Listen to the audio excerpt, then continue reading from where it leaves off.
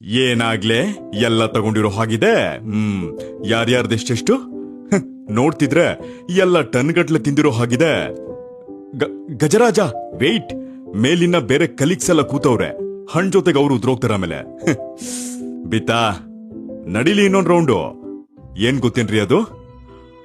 ನಶೆ ಏರಿಸೋ ಹಣ್ಣು. ಆಫ್ರಿಕಾಗಳ ಕಡೆ ಇದನ್ನ ಮರುಳಾ ಫ್ರೂಟ್ ಅಂತಾರೆ.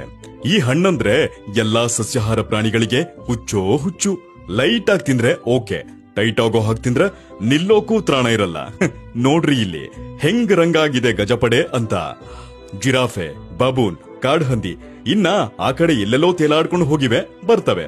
ಇದು ಅತ್ಯಂತ ಸಿಹಿಯಾದ ಹಣ್ಣು. ನಮ್ ಕಡೆ ವಾರಾಂತ್ಯದ ಮಧ್ಯಗೋಷ್ಠಿಯಂತೆ ಅಲ್ಲಿ ವರ್ಷಕ್ಕೊಂದ್ಸಲ ಈ ಮರುಳ ಪರೀಕ್ಷೆ. ಈ ಸಂಭ್ರಮ ಬೆಳಗ್ಗೆಯಿಂದ ಕತ್ತಲು ಕವಿಯೋ ತನಕ ನಡೆದು ಎಲ್ಲ ತಿಂದು ತೇಗಿ ಘರ್ಜಿಸಿ ತಮ್ಮ ಪಾಡಿಗೆ ತಾವು ಪವಡಿಸಿ ವಿಶ್ರಾಂತಿ ಪಡಿತಾವೆ.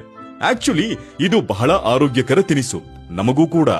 ಈ ಮರಗಳನ್ನ ಆಫ್ರಿಕಾಗಳಲ್ಲಿ ಅತ್ಯಂತ ಜತನದಿಂದ ಕಾಪಾಡ್ಕೊತಿದ್ದಾರೆ. ಕಡಿದ್ರೆ ಫೈನು, ಜೈಲು ಅಂತೇನೇನೋ ಇವೆ. ಇದ್ರ ಮೂಲ ಆಫ್ರಿಕಾದೇ ಆದ್ರೂ ನಮ್ಮ ಭಾರತದಲ್ಲೂ ಕಾಣಬಹುದು. ಅದನ್ನ ಮಹುವಾ ಅಂತಾರೆ. ಇದರಿಂದ ನಾನಾ ಕಾಯಿಲೆಗಳಿಗೆ ಔಷಧಿಗಳನ್ನ ಕೂಡ ತಯಾರು ಮಾಡ್ತಾರೆ. ಜೊತೆಗೆ ಮತ್ತೇರಿಸೋ ವೀಕೆಂಡ್ ಪಾನೀಯಗಳನ್ನು ತೆಗಿತಾರೆ. ಎಲ್ಲಂತ ಗೊತ್ತಿಲ್ಲ, ಕೇಳ್ಬೇಡಿಪಾ. ಒನ್ಸ್ ಅಗೇನ್ ಗಂಧದ ಕಡ್ಡಿ ಸ್ಮೆಲ್ಲು ಸೂಪರ್ ಆಗಿರುತ್ತೆ. ಆದ್ರೆ ಅದೇ ಫ್ಯಾಕ್ಟ್ರಿಲ್ ಕೆಲಸ ಸಿಕ್ಕರೆ ತಡ್ಕೊಳ್ಳೋದ್ ಕಷ್ಟ. ಇವು ಹಾಗೆ ಲಿಮಿಟ್ಟು, ಆಮೇಲೆ ಅನ್ನೋ ಮಟ್ಟಿಗೆಲ್ಲ ತಗೋಬೇಡಿ ಅನ್ನೋಕೆ ನಾನ್ ಯಾರೂ ಅಲ್ಲ.